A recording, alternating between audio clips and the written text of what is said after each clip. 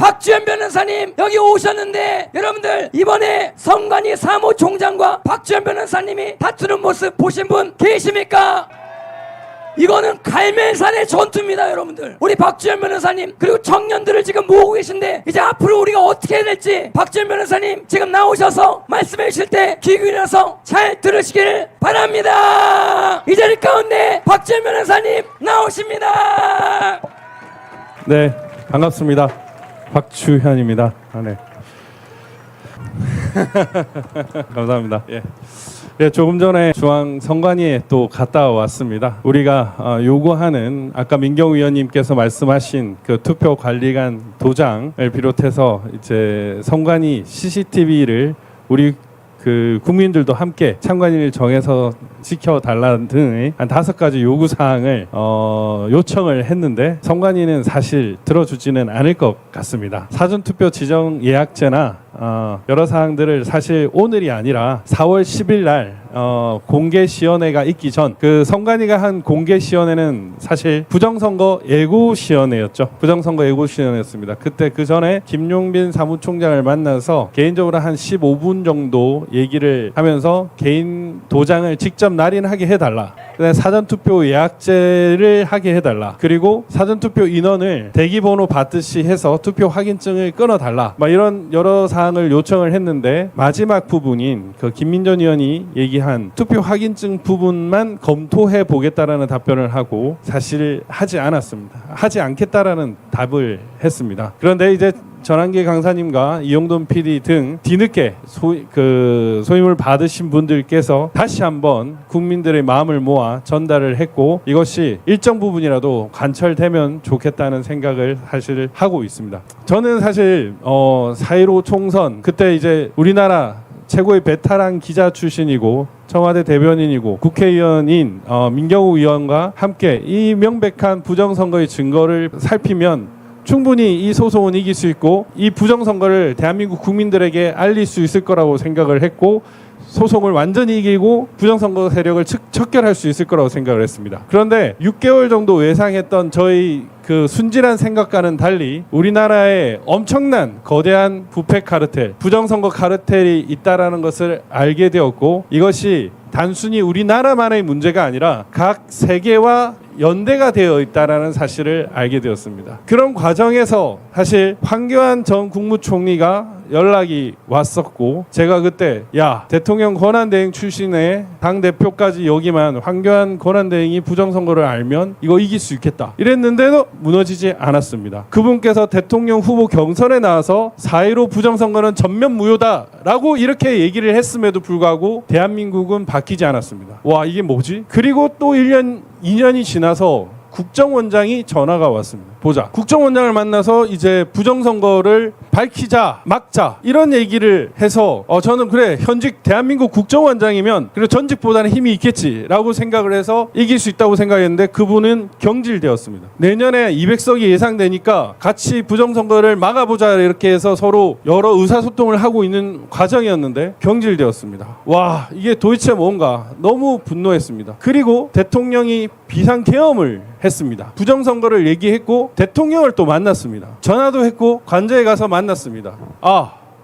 그래 탄핵 소추되었지만 대한민국 대통령과 함께라면 이거 이길 수 있지 않겠나 이렇게 생각을 했는데 대통령은 탄핵되었고 아직까지 부정선거는 미결된 숙제가 되었습니다. 저는 사실 이 싸움 진짜 이길 수 있는 건가라는 생각이 들었습니다. 미국 대통령도 대통령 말하라고도 가고 침식도 갔다 왔지만 와 이 싸움 이길 수 있는 건가라는 그런 생각이 들어가지고 어떻게 이걸 하지? 저 사전투표 선관위에 들어가면 우체국에 들어가면 다 바꿔치기 되는데 도대체 이걸 어떻게 이기지? 라는 생각에 사실 좀 절망을 하기도 했습니다. 그런데 나는 왜 또 사전투표를 막아야 되고 투표를 참관을 해야 되고 개표를 막으려고 또 노력을 하고 있는가 이런 생각을 제가 사실 좀 했습니다. 오늘도 그 생각을 했고 어제도 그 생각을 했습니다. 왜냐하면 6.3 대선이 100% 부정선거가 될 것이기 때문에 폭스뉴스가 예고하지 않고 고든창이 뭐 제2의 베네수엘라 될 것이라 예고하지 않아도 저는 100% 부정선거가 될 것을 알고 있기 때문에 이걸 어떻게 막지라는 그런 생각에 되게 걱정이 많이 됐습니다. 내가 왜 이걸 싸우고 있는가. 그런데 그런 생각이 들었습니다. 사람이 감당할 시험 밖에는 너에게 당한 것이 없나니 오직 하나님은 미쁘사 너희가 감당치 못할 시험당을 허락하지 아니하시고 시험당할 쯤에 능히 피할 길을 내사 너희로 능히 감당케 하시느니라. 제가 성경을 제일 처음에 알게 된 이 구절인데 정말 힘 있는 사람들과 함께 했는데 이걸 밝혀내지 못했는데 제가 요즘에 어떤 일을 하고 있느냐, 2030과 함께 일을 하고 있습니다. 이 친구들이 깨어났습니다. 이 친구들이 하는 시그널이나 텔레그램이나 각종 아이디어나 여러 가지들을 함께 하다 보니까 트럼프 대통령보다 크고 대한민국 대통령보다 크고 황교안 총리보다 크고 민경우 의원님보다 컸습니다. 이 훌륭한 분들과 함께 싸워도 우리가 졌지만 전 국민이 싸우면 이길 수 있겠구나라는 생각이 들었습니다. 절망이 예고되어 있는데 6.3 대선에 이재명이가 부정선거로 이길 것이 예고되어 있는데 나는 왜 이렇게 싸우고 있을까? 부정선거를 막으려고 하고 있을까? 그렇지만 저는 기적이 일어난다라고 생각을 하고 있습니다. 항상 이 힘든 일을 하면서 엄청난 악의 존재를 여러분들보다 좀 더 먼저 알게 되었고, 그걸 알면서 이거는 개인이 하는 일이 아니구나, 내가 열심히 일을 하다 보면 정말 풀리지 않을 것 같은 이 숙제도 풀리는구나라는 걸 느꼈습니다. 제가 사실 그 미국 같은 데를 가려고 생각을 해본 적이 별로 없는 사람입니다. 저 와이프한테도 야, 괌 정도면 괜찮지 이렇게 생각을 했는데 워싱턴을 가게 되고 플로리다를 가게 되고 대한민국의 부정선거를 미국의 유력 정치인, 유력 평론가들이 얘기를 하게끔 만드는 그런 역할을 하게 되는 걸 보고 이거는 내 소임이 아니구나, 내가 하려고 했던 일이 아니구나, 누군가가 나한테 어떤 역할을 부여해 주시는구나라는 생각을 했습니다. 지금도 마찬가지입니다. 지금 부정선거를 막으려고 많은 준비를 하고 있습니다. 지금 한 10,000명 정도가 부정선거 감시를 하겠다고 모이는데 한 100만 명 모이면 대한민국을 부정선거에서 조금 막을 수 있지 않을까 이런 생각을 하고 있습니다. 사전투표가 3,551개 정도였는데 투표소가 이걸 한 6명 정도가 전부 다 커버를 하면 한 6424 24,000명 정도와 사전투표를 감시를 하고 실시간으로 우리가 모니터링을 하면 가능하지 않을까. 물론 우리는 사전투표를 하지 않고 사전투표 인원만 세는 겁니다. 그렇게 하면 가능하지 않을까. 그리고 100만이 모이면 부정선거를 말하는 사람들이 소외되지 않게끔 되지 않을까라는 그런 생각을 사실 하고 있고, 이런 일들은 제가 하는 일이 아니라고 생각을 합니다. 이런 일을 하다 보면 결국에는 하나님이 함께 하신다는 것을 저는 느낍니다. 항상 주변에는 지금 민경우, 황교안 이런 분들처럼 독실한 크리스천들이 저에게 항상 말씀을 하시고, 지금 김사무엘 목사님처럼 함께 뭔가를 하자라는 얘기를 하고 인도를 하시고 길을 내어 주시는 것 같다는 것을 많이 듣습니다. 이거는 결국에는 하나님이 나를 이런 방향으로 인도한다라는 걸 느끼는데, 우리가 힘든 길이지만 정말 울분에 차고 분노하지만 그리고 슬플 수도 있지만 결국에는 이길 수 있지 않을까, 그 이기는 길을 인도하지 않을까라는 생각을 하고 있습니다. 3년 전 2022년 3월 9일 윤석열 대통령이 이긴 것도 사실 기적입니다. 그때도 부정선거가 이미 세팅이 되어 있었고 이재명이나 유시민이나 이런 좌파들은 자기들이 이길 것이라고 생각을 했지만 기적같이 우리가 이겼습니다. 비록 대통령이 탄핵되고 우리가 많은 국민들의 울분에 차고 슬픔에 차는 그런 지금 시련의 시기를 겪고 있고, 6.3 대선에 부정선거로 대한민국 주권을 빼앗기면 어떡하나라는 그 걱정에 부들부들 떨고 있지만 저는 이기는 기적이 일어날 것이라고 생각을 합니다. 그것이 바로 개인이 아니라 우리가 함께하기 때문입니다. 저는 대한민국이 참으로 위대한 나라라고 생각을 합니다. 정말 끝도 없이 망할 수밖에 없는 그런 운명에 처했고 그런 현실에 처했음에도 불구하고 지금처럼 부유하고 깨어있는 시민들이 있는 나라가 되었습니다. 이것 자체가 기적이고, 그리고 그렇게 많은 좌파들이 많았던, 공산주의자가 많았던 그 40년대 50년대에 이승만이라는 그런 사람을 내려주셔가지고 대한민국을 이렇게 자유민주주의의 부국으로 만들어준 것 역시도 기적이라고 생각합니다. 기적이 있다는 것은 결국 하나님이 우리 대한민국과 우리 대한민국 국민들과 함께 한다는 것입니다. 저는 그런 신념을 믿고 6월 3일 그 선거까지 부정선거가 없도록 열심히 싸울 것입니다.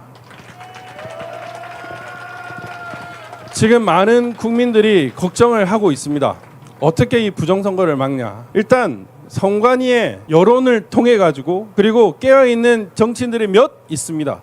그 사람들을 통해서, 그리고 국제기구 등이나 미국 등을 통해 가지고 압박을 해야 됩니다. 투표관리관 도장 관철을 시키고요. 선관위 내부 그리고 우체국 내부에 공정하게 그것을 감시할 수 있는 인력들이 들어가야 됩니다. 그리고 많은 국민들이 깨어 있어 가지고 사전투표 수를 모두 감시를 해야 됩니다. 그리고 사전투표 감시만 하면 안 됩니다. 본투표 감시도 해야 됩니다. 왜냐하면 우리가 워낙 사전투표 감시를 해야 된다라고 얘기를 하니까 본투표 조작도 합니다. 본투표 조작을 어떻게 하느냐, 시작할 때 투표지를 까는 법, 그리고 두 번째, 당일 투표율이 사전투표율과 합산되는 시점이 있습니다. 그 시점에 투표지를 집어넣는 방법, 그리고 투표가 끝난 시점에 봉인을 닫지 않고 사람들이 간 시점을 통해 가지고 집어넣는 방법 등을 사용합니다. 사전투표만큼 그 폭이 크지는 않지만 상당 부분을 그렇게도 합니다. 개표장에서도 집어넣기도 하고요.